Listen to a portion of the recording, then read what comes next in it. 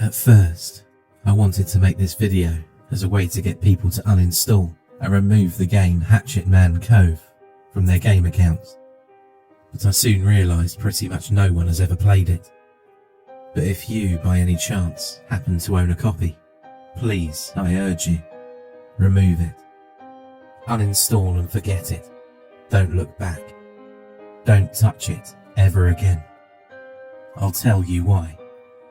A friend of mine bought a 3-pack of Hatchetman Cove back in 2009.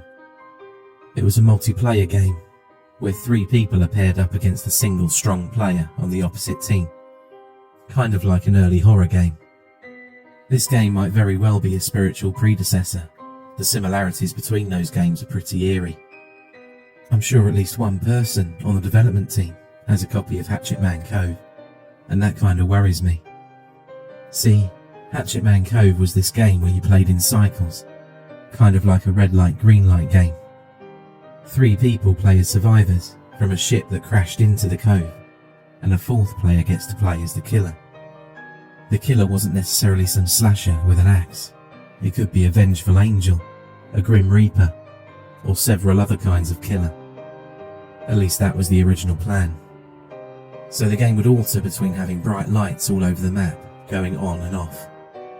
While they were on, the killer would notice any kind of movement with a ping.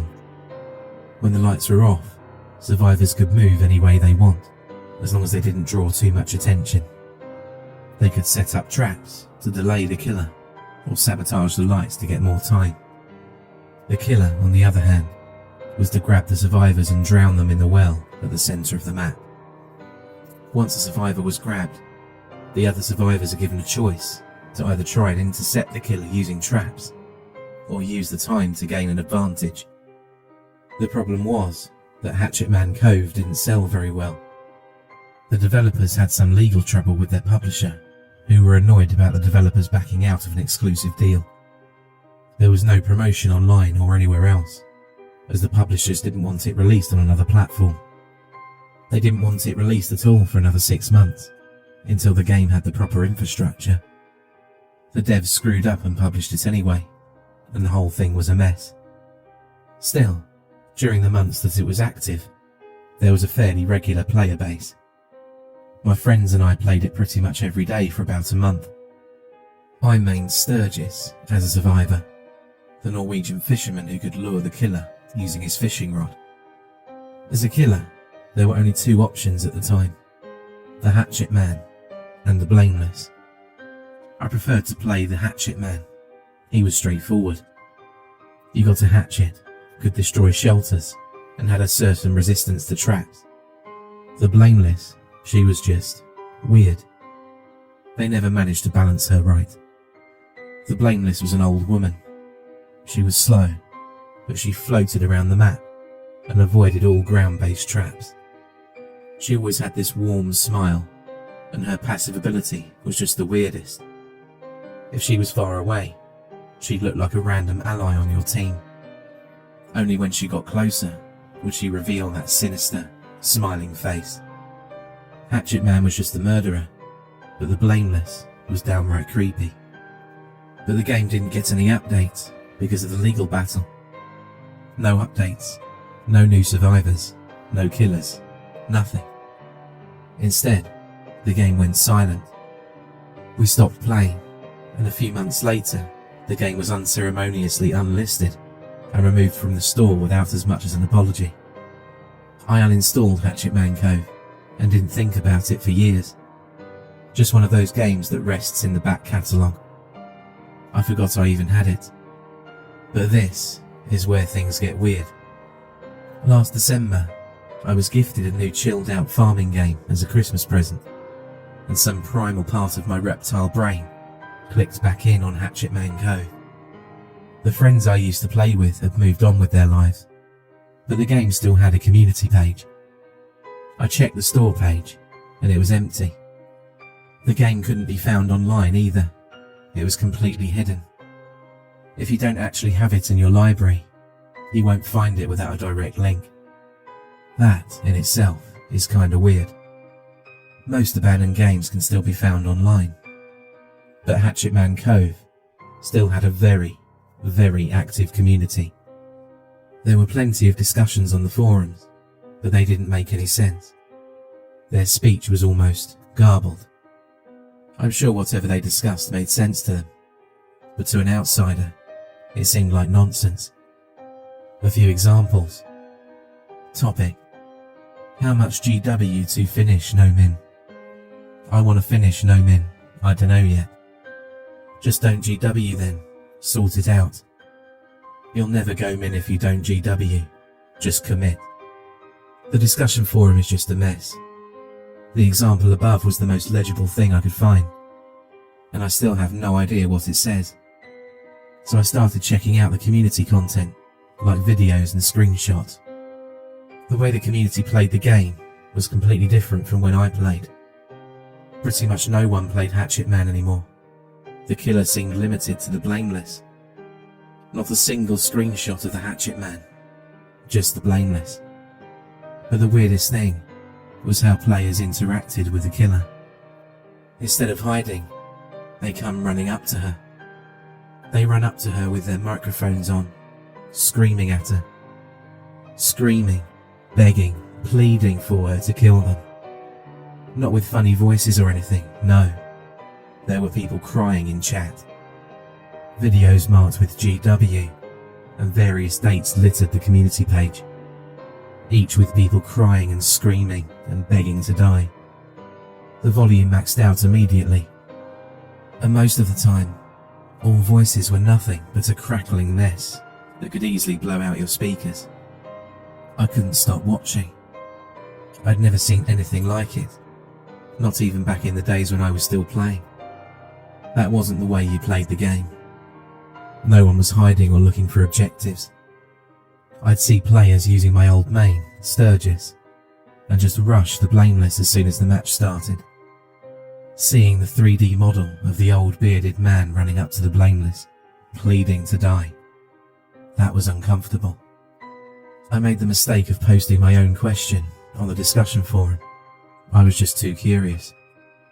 You have to remember, at this point, this was still just a weird blip in my library. I made my own topic and just asked what the hell happened to the game. I got no responses in a week. Nothing. After that, things have gotten weird. Real weird. It started with a first-person shooter game I was playing. One night, a teammate came on and just started screaming. No big deal at first, just another troll. But he was screaming at me, specifically. Screaming at me, begging me to shoot him. There was crying. He was desperate, asking me to please team kill him. He offered to send me money, trade rare skins, whatever I wanted. He got kicked before I even knew what to say. 2 games later, the same guys joined my team with a different username and clan tag. He keeps screaming, crying and begging. My teammates laughed, but I was getting uncomfortable. I stopped playing. Hearing a grown man barely being able to breathe between sobs is just too much.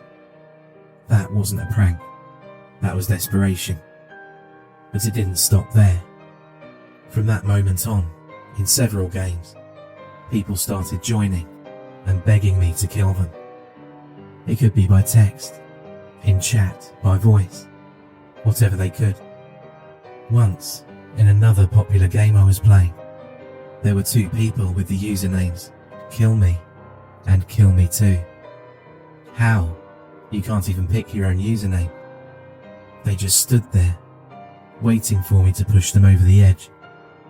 These colourful little blob people just made my stomach crawl, because I knew that whoever controlled them was sitting there, screaming in a complete panic behind the screen. It just kept going. In another game, I used to have the setting to hear and be heard by everyone enabled, but I had to stop.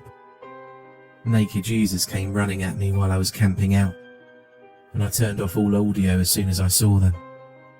I was shaking as I realised the mute setting didn't work, and I force closed my game. I swear, for a few seconds after the game had closed, I could still hear them. I threw my headphones across the room and walked away from the computer, just holding my head and quivering. I didn't know what to do. I could barely be at my computer. I went back to the Hatchetman Cove forums and just started reporting people. I also reported all videos, and I just flagged everything.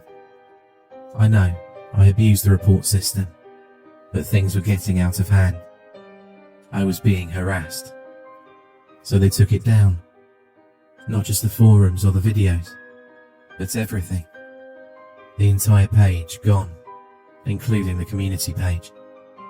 I could still see the name Hatchetman Cove in my library at that point, but nothing showed up when I clicked it. The sites probably didn't care much, and didn't bother to do a review of my reports. It was just easier to pull the plug. And for a while, that did the trick. I actually got back online. Then, it got worse than ever. Random people started joining our voice server, just screaming into our ears. No matter how many times we banned them or muted them, it just kept coming back. My friends noticed that as long as I was offline, their voices stayed away. So my server figured I was playing a prank or something. At first they thought it was kind of funny, but the more it happened, the more they were getting frustrated. Some were getting scared and sent me private messages asking me to please, as friends, stop. Today I'm permabanned.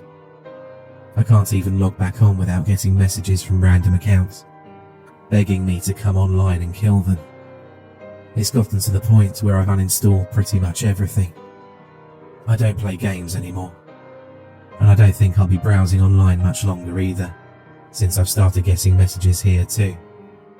Not just here, but on my phone as well. Texts in the middle of the night, random calls from unknown numbers. Last week, I found traces of handprints on my kitchen window. Not just one or two, but dozens. A neighbour told me there'd been someone shouting outside my door when I was out buying groceries the other day. I'm considering calling the police, but I don't know what to say. I don't even know if I'm in danger. I can't get the bland face of the blameless out of my head. I dream of her asking me, without moving her crinkled old mouth, if I want it all to stop. And I say yes. I go to her, dressed as old Sturgis, standing alongside the others with my fishing rod. First I ask her to end it all, but the others speak louder, and she can't hear me. Then I ask again, trying to speak over the others. Soon I find myself screaming.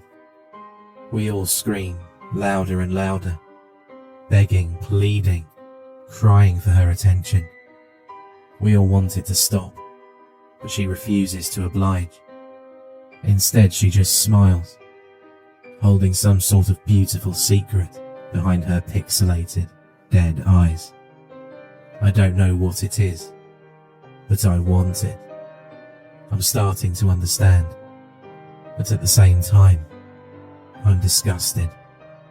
Please, stay away from Hatchetman Cove.